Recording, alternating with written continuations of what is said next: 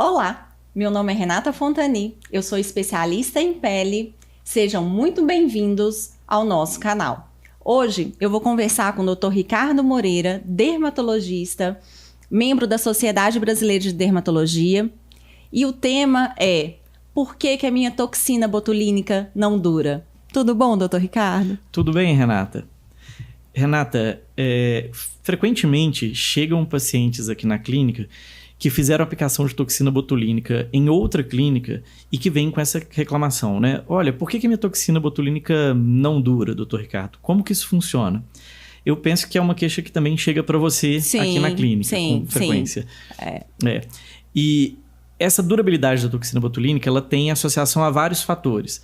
Alguns fatores associados ao tipo de toxina botulínica, a diluição dessa toxina, a técnica de aplicação. Então, às vezes, o paciente faz uma aplicação de toxina botulínica com um profissional que dilui a toxina ou reconstitui a toxina com um volume muito grande de líquido. Então, ele acaba fazendo um volume de diluição grande demais. E muitas vezes o paciente nem sabe, né, Ricardo? E muitas vezes o paciente não sabe. E até o modo que se prepara, né, a destreza para se preparar o botox, a toxina botulínica, faz uma diferença, né? Faz diferença, sim. A toxina botulínica, ela precisa ter um armazenamento adequado. A maioria das marcas disponíveis no mercado, ela exige refrigeração adequada antes do uso. Ela tem um tempo depois da reconstituição para ser utilizada. Então, a clínica e o profissional que aplica, eles têm que ser responsáveis de fazer isso dentro das normas do fabricante, daquilo que foi bem estudado e que tem comprovação de que funcione para fazer para o paciente. E existe muita diferença entre uma marca e outra de Botox? Ou é tudo a mesma coisa? Como que é isso no mercado? Sim, a gente não tem tantas marcas de toxina botulínica no mercado quanto de outros produtos. Porque a toxina botulínica, existe uma regulamentação internacional de manuseio da toxina em si. Mas você tem hoje disponível no Brasil pelo menos 6, 7 fabricantes distintos de toxina botulínica. A gente não tem nenhum estudo até o momento de nenhuma marca que dure muito mais do que as outras, que é o que a gente gostaria, né? Assim, mas não tem isso, infelizmente. Chegaram até a ter algumas pesquisas, né? De toxinas que durassem um pouco mais, para fazer ela durar um pouco mais, mas isso não é uma realidade ainda do mercado. Ainda né? não, mas tem estudos que estão tentando exatamente fazer isso, fazer com que ela tenha uma durabilidade maior. Mas ainda não é uma realidade no mercado, nem no Brasil, nem em lugar nenhum do mundo. Mas essas diferenças de marca da toxina botulínica, elas têm muito a ver, em especial, as outras substâncias que vão junto com a toxina. Então, você tem algumas marcas que têm a toxina purinha, tem outras que têm algumas proteínas que protegem, de certa forma, a toxina botulínica para que ela não perca sua atividade muito rapidamente, mas isso tudo tem vantagens e tem prejuízos. Então, algumas marcas podem durar um pouco menos do que as outras, mas em geral, a maioria delas dura um tempo de bula de aproximadamente 3 a 6 meses. Mas aí a primeira coisa, o armazenamento foi adequado? A reconstituição, a diluição foi adequada? Então isso é muito importante. O profissional que está aplicando, ele avaliou qual que é a quantidade de toxina que tem que ser aplicado naquele músculo específico? Porque uma pessoa que tem uma musculatura mais forte, ela precisa de uma quantidade maior de toxina aplicada naquela área. Uma pessoa que tem uma musculatura mais delgada, mais delicada, precisa de uma quantidade menor. Um músculo que contrai muito, que é muito forte na mesma pessoa, por exemplo, um músculo de região de glabela, precisa de uma quantidade de toxina muito maior do que, por exemplo, um pé de galinha. E tem alguns pacientes também que eles têm a ideia que a toxina é por ponto e que esse ponto ele não tem diferença de quantidade de toxina. Isso não é uma verdade, né? Não é uma verdade. Você tem que fazer uma avaliação individualizada, avaliando naquela localização, naquele músculo que você quer parar especificamente, que é onde você está fazendo a aplicação, quantas unidades de toxina vai precisar. E isso tem a ver com o músculo e com a força de contração do músculo. Então, por exemplo, musculatura da região de glabela. Geralmente, os homens têm uma musculatura mais forte do que as mulheres. Eles precisam de uma quantidade maior para você ter o mesmo resultado. Uhum. Às vezes, uma pessoa que tem uma intolerância muito grande ao sol, que faz muito cara fechada o tempo todo, uma pessoa que trabalha numa profissão que exige de estar mais uma carinha de brava, uma professora, uma pessoa assim, ela vai precisar de um quantitativo maior de toxina botulínica nessa região do que uma pessoa que tem uma musculatura mais delgada, que é uma pessoa que é menos expressiva, às vezes, né? Então, precisa ter um armazenamento adequado, uma reconstituição adequada, uma avaliação adequada do paciente uma técnica adequada de aplicação. Então, isso é o básico, né? Assim, e que envolve muito a toxina em si. Só que isso não é a única coisa. Além dos fatores associados à toxina em si, a gente tem alguns fatores que são associados ao próprio indivíduo. Então, pessoas também que são muito expressivas, pessoas que fazem muita careta quando vão conversar ou quando faz uma atividade física. Então, por exemplo, uma pessoa que pega muito pesado na academia e aí faz muita cara feia durante o treino, né? Uma pessoa que faz, por exemplo, um crossfit muito pesado, ou uma pessoa que é muito teatral na hora de falar, que é muito expressiva na hora de falar. Ou aqueles pacientes que ficam toda hora olhando no espelho, fazendo a mímica para ver se o botox voltou. Não, exatamente. Isso também acaba acelerando, né? Esse botox ir embora, né? Sim. A pessoa que fica na frente do espelho olhando o tempo todo se tá voltando ou não, ela acaba fazendo como se fosse uma fisioterapia. Você tá ali estimulando o músculo para ver se ele vai voltar. Estimulando, e aí ele volta mesmo. Ele vai voltar. Né? Assim, é como se fosse uma fisioterapia. A toxina botulínica, o que ela faz? Ela faz uma paralisação transitória da contração da musculatura. Então, durante um período de tempo, aquele músculo não vai se movimentar, mas essa terminação nervosa que é atingida pela toxina, ela vai regenerar com o tempo. Se você estimula aquele músculo o tempo todo, ele regenera mais rápido, né? Assim, aquela terminação nervosa do músculo regenera mais rápido. Então, se fica na frente do espelho estimulando, tentando, será que vai voltar? Será que não vai voltar? Vai voltar. Né? Então, não tem jeito. Não é uma atitude inteligente da própria pessoa, né? Assim, ela deve ele vai evitar voltar de fazer isso. mais rápido, né? E medicações, tem algumas medicações que faz o botox voltar mais rápido, ou faz durar mais, né? Tem algumas coisas que a gente vê no mercado, toma isso que o botox vai durar mais, toma aquilo, isso é verdadeiro? Renata, tem trabalhos muito pequenos que sugerem, né, assim, que às vezes a pessoa que tem uma reposição de zinco, de fitase, antes da aplicação da toxina botulínica nos primeiros dias, que poderia fazer com que isso durasse um pouco mais. Mas são trabalhos muito pequenos, cujo resultado é um pouco contraditório. Então, a maioria dos profissionais não faz esse tipo de recomendação.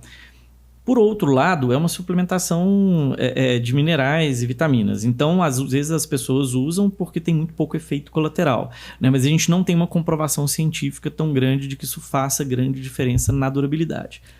Por outro lado, a gente sabe que alguns antibióticos poderiam potencializar esse efeito, mas geralmente são antibióticos de uma classe específica que é usado muito mais em ambiente hospitalar do que no dia a dia nosso, tá? E a gente sabe também que aqueles contextos, aquelas situações de muito estresse, tanto físico quanto emocional, mas em especial a parte de estresse físico, ele tem uma tendência a fazer com que a toxina botulínica dure menos tempo. Então, aquele paciente, por exemplo, que tem um estilo de vida muito pesado, muito estressante, o paciente que foi submetido, por exemplo, a uma cirurgia de grande porte, né, assim, e querendo ou não, ele vai fazer uma mímica, né, mais triste, mais forçada, né? O estresse acaba ele mexendo mais o rosto. Mexendo também, né? mais também. Agora, os pacientes, eles têm uma impressão que quanto mais botox, melhor, né? Uhum. E muitas vezes isso não é verdade, porque às vezes você pode aplicar muito botox e o procedimento não dá certo. Então o profissional tem que saber o limite ali, também não pode aplicar demais, vamos dizer assim, no intuito de durar mais. Sim. O que acontece? Você tem duas situações que são distintas, né? Uma delas é que a partir de uma dada quantidade de toxina que você aplica naquela musculatura, se você já saturou todas as terminações nervosas ali que fariam a contração muscular, por mais que você coloque mais, não vai fazer mais efeito do que já fez. Já paralisou o tanto que tinha que paralisar, e essa toxina que está sobrando, vamos dizer assim, vai ser degradada pelo seu organismo, né? Assim, mas então, pode ter uma intercorrência por causa disso? Então, nem sempre compensa fazer doses muito grandes. Outra coisa que tem se você faz um volume muito grande, você aumenta um pouco a chance de difusão dessa toxina para a musculatura próxima.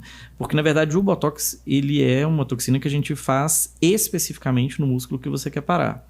Então, se a gente pensa na face como um todo, região, por exemplo, de testa, isso é mais tranquilo, porque você tem a musculatura do frontal e é praticamente a única musculatura que tem da metade para cima da sua testa.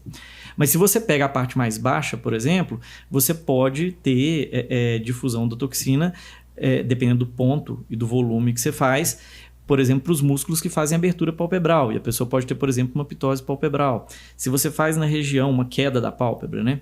Se você faz, por exemplo, nessa região ao redor dos olhos, nos pezinhos de galinha. Se você faz um volume muito grande, ou você faz uma aplicação muito baixa, um volume muito grande no sentido de difusão grande, ou uma musculatura muito baixa, você pode pegar alguns músculos que atrapalham no sorriso, por exemplo, e mudar o sorriso do paciente, e ele ter uma simetria facial.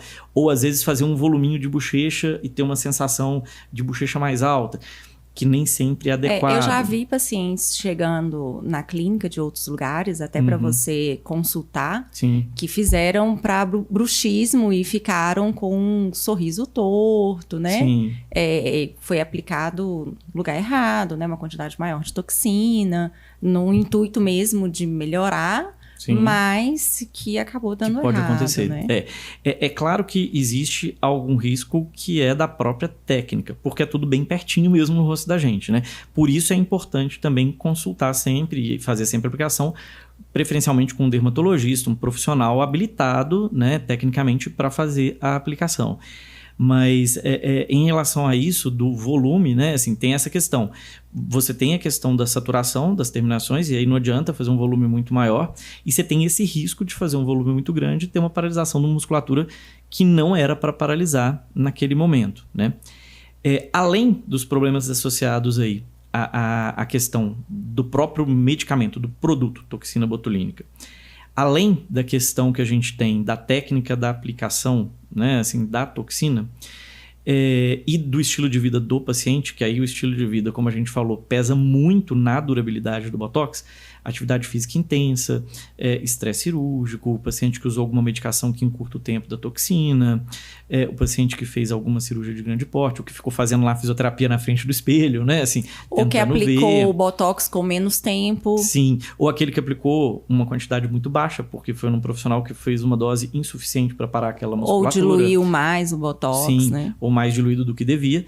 Uma outra coisa que pesa também, e que aí entra também nesse conceito de durabilidade, é em relação à expectativa do paciente em relação ao resultado da própria toxina. Então, a toxina botulínica, quando a gente faz a aplicação, ela não faz paralisação imediatamente. Ela demora aí mais ou menos umas 48 horas, entre 24 e 48 horas, para começar a ser capturada pela terminação nervosa. Então começa a paralisar aí com mais ou menos 24, 48 horas. Essa paralisação é progressiva, à medida que ela vai sendo absorvida e se ligando na terminação nervosa, ela vai paralisando aquela musculatura. Então, durante os primeiros dias, naquela primeira semana, vai ter área que já parou, vai ter área que não parou ainda, né? Vai ter musculatura que ainda está movimentando. Então, você vê que tem mais dificuldade para movimentar aquela musculatura. E, geralmente, entre 7 e 14 dias, você tem uma paralisação completa da musculatura naquela região. Na própria bula da toxina botulínica, fala que ela tem uma durabilidade que varia aí de 3 a 6 meses, que é exatamente o tempo que demoraria para essa terminação nervosa regenerar, que pode ser acelerado ou atrapalhado, como a gente falou, por diversos fatores. Mas quando ela vai voltando, ela também não volta de uma vezada só, ela vai voltando aos poucos. Então, geralmente, no primeiro mês, você tem uma musculatura extremamente parada, né? Assim, fica tudo muito, muito paralisado, muito lisinho. Depois, com mais ou menos 2 para 3 meses, você começa a ter uma discreta contração com alguma mobilização, alguma ondulação da pele. A musculatura ela não está contraindo igual ela contraía antes. Ela ainda está muito aquém daquilo que ela era. Mas também ela já não leva... está lisinha igual no primeiro mês. Igual no primeiro mês, exatamente. E como aos se ela poucos, fosse caindo aos poucos, né? Isso. Aos poucos, à medida que essas terminações nervosas vão regenerando, a musculatura vai voltando a movimentar progressivamente. Tem algumas pessoas que isso demora muito tempo. Aqui na clínica, a gente vê com frequência pacientes chegando falando: meu Botox durou quase 6 meses, minha toxina durou quase 6 meses. Mas a grande maioria dos pacientes, a toxina dura próximo a uns 4 meses, né? Fica muito paradinho, mais ou menos uns 2 para 3 meses, depois vai voltando a movimentar, aos pouquinhos, com 4 meses, já voltou para a grande maioria das pessoas. Agora, né? Tem pacientes também que se programam para o ano e fazem alguns tratamentos que acabam fazendo que essa toxina dure mais, né? Isso. Uma outra coisa que tem, isso que você falou é muito importante, se você tem uma pele mais firme, uma pele que tem uma quantidade maior de colágeno, essa pele mais firme, ela ondula menos, ela enruga menos, ela marca menos. Então, você pode fazer outros tratamentos adicionais, em especial esses tratamentos que são para estímulo de produção de colágeno, que eles acabam auxiliando a ter uma duração maior aí da toxina botulínica. Algumas linhas de expressão, o tratamento-chefe é a toxina, porque a origem do problema é a movimentação da musculatura. Então, por exemplo, pezinho de galinha, linha, por exemplo, em região de testa, esse meiozinho que a gente chama de glabela, né? Que às vezes a pessoa fica com aquela carinha de bravo, 11. É uma região que, se você não fizer a toxina, você pode fazer qualquer outra coisa, mas nunca vai parar completamente. Por quê? Porque são linhas de expressão que são secundárias a movimento. Agora, então, eu lembrei, não parar, só te contando, eu lembrei de uma coisa aqui, que é o retorno, né? Que normalmente a gente faz o retorno com 15 dias. E você falou sobre essa questão da musculatura sendo pega pelo Botox aos poucos. Então, às vezes, nos primeiros dias, a pessoa acha que um lado pegou e o outro não pegou. Esse retorno, ele vai ajudar, né? Sim. A ver se realmente precisa de fazer mais alguma aplicação para assimetria, mas ele tem também data, né? A pessoa não pode fazer esse retorno depois. Explica um pouquinho pra gente, porque às vezes os pacientes têm muita dúvida com isso. Eu vou fazer meu retorno, mas eu só quero fazer daqui a um mês.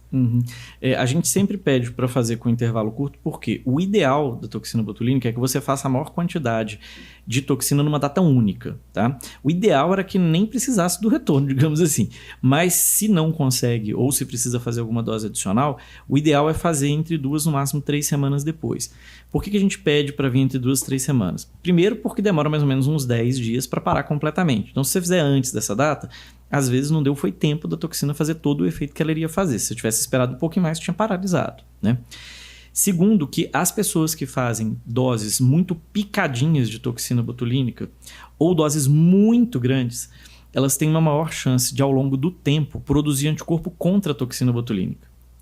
E aí, se a pessoa começa a produzir anticorpo contra a toxina, você acaba encurtando o efeito dela e ela passa a não funcionar, a não ter um efeito adequado, que é tudo que a gente não quer que aconteça com os pacientes. Esses anticorpos contra a toxina, eles não são dosados em laboratórios convencionais. Geralmente são em instituições de pesquisa, que acaba tendo publicações que mostram isso. Não é um evento frequente, isso é um evento relativamente raro, mas tem que lembrar também que na época que a maior parte dos estudos foram feitos, era uma época que a gente usava muito menos toxina do que a gente usa hoje.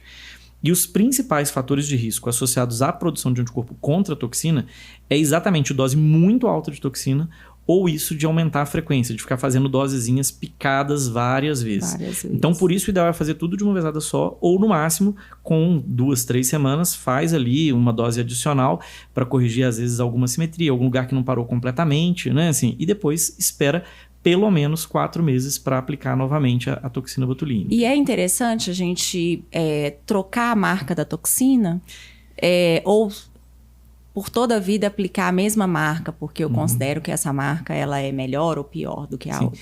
Em algumas situações, vale a pena trocar. Por exemplo, quando você pensa em produção de anticorpo contra a toxina, nesse contexto de achar que parou de funcionar ou que não está funcionando tanto por causa de produção de anticorpo, como as proteínas que vão em volta da toxina não são as mesmas em todas as marcas, às vezes se você troca a toxina, volta a funcionar, porque a maioria dos anticorpos é feito contra essas proteínas e não contra a toxina em si.